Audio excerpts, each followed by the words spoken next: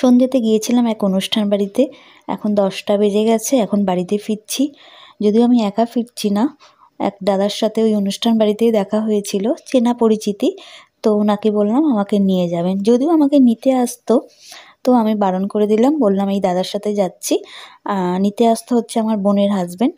তো আমি বললাম ওর যেখানে ঠেক, আমি বললাম ওখানে গিয়ে আমি দাঁড়াবো, এই দাদার সাথে হেঁটে হেঁটেই যাচ্ছি, তারপরে ওর বাইকে করে চলে যাব। তো আজকে তো রবিবার, সব দোকান পাশারই বেশিরভাগ বন্ধ থাকে আমাদের এখানে। আর যেগুলো যাওয়ার সময় খোলা দেখছি আস্তে আস্তে, কোনো রাত হয়ে যাচ্ছে তো আস্তে আস্তে বন্ধ করে দিচ্ছে। শীতটা তেমন নেই, তবে যে শীতটা এসেছিল মানে পড়েছিল প্রচণ্ডভাবে, আস্তে আস্তে কমে গেছে।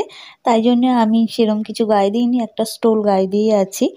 তো এটা হচ্ছে মেন রাস্তা, এখানে দাঁড়িয়ে আছি কেননা ওই দাদা ফুল কিনছেন, ফুলের মালা কিনছেন, তাই জন্য কিছুক্ষণ দাঁড়িয়ে থাকলাম। তারপরে আবার হাঁটা শুরু করে চলে এলাম আমার বোনের বরের যেখানে ঠেক, ওইখানে দাঁড়িয়ে আছি। ওকে ফোন করলাম, যদিও ও আজকের ঠেক থেকে আজকে একটু তাড়াতাড়ি ওকে চলে যেতে হচ্ছে, কারণ আমি চলে এসেছি, এবার আমাকে নিয়ে বাড়িতে আসবে। তো চা খাচ্ছে, আমাকে বললো তুই কিছুক্ষণ দাঁড়া। তো ওই দাদাও আমার জন্য দাঁড়িয়ে আছে। তো আমরা কথা বলছি, গল্প করছি। তো এবারেও আসবে, এসে তারপরে এই দাদা সাইকেল নিয়ে চলে যাবে, আর আমি বাইকে করে চলে যাব।